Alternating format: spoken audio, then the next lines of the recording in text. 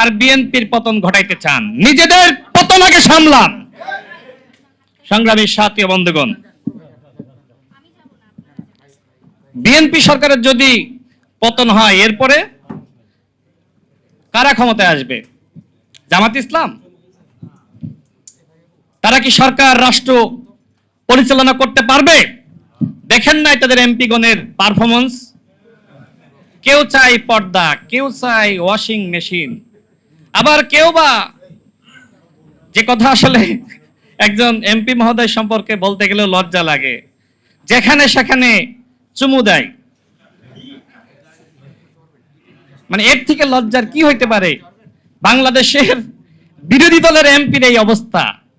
বেঞ্চে বসে, লিফটে দাঁড়িয়ে যা ইচ্ছা তাই করতেছে, তাও অপ্রাপ্ত বয়স্ক একজন মেয়ে, 16 বছরের নাবালিকা। এই প্রতারক ভণ্ড, এদের কাছে কি বাংলাদেশ নিরাপদ? এরা নাকি বাংলাদেশে ক্ষমতায় যাবে, এরা নাকি রাষ্ট্র পরিচালনার স্বপ্ন দেখে ফেসবুকে সরকার গঠন করেছিল, নির্বাচনের আগে হাইপ সৃষ্টি করেছিল যে জামাত ইসলাম ক্ষমতায় আসছে, আমাদের ভোট দাও, জান্নাতের টিকিট বিতরণ করেছিল। জনগণ কি তাদের ধোঁকায়, তাদের ফাঁদে পা দিয়েছে? বন্ধুগণ, বাংলাদেশে এখন তারেক রহমানের জাদু, এই জাদুতে এদেশের মানুষ মুগ্ধ হয়েছে।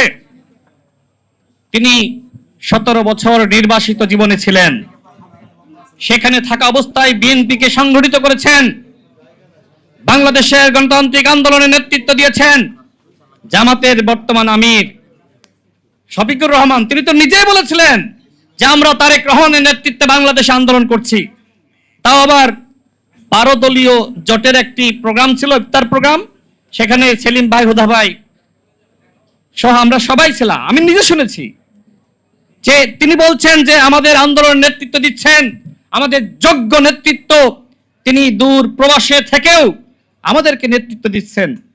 সেই সময় স্বীকার করেছেন গণঅভ্যুত্থানের পরে কি এমন হলো, বলা শুরু করলেন এক ফ্যাসিবাদকে হটিয়ে আর এক ফ্যাসিবাদকে ক্ষমতায় আনবো না, বিএনপি নব্য ফ্যাসিস্ট, বিএনপি সংস্কার চায় না।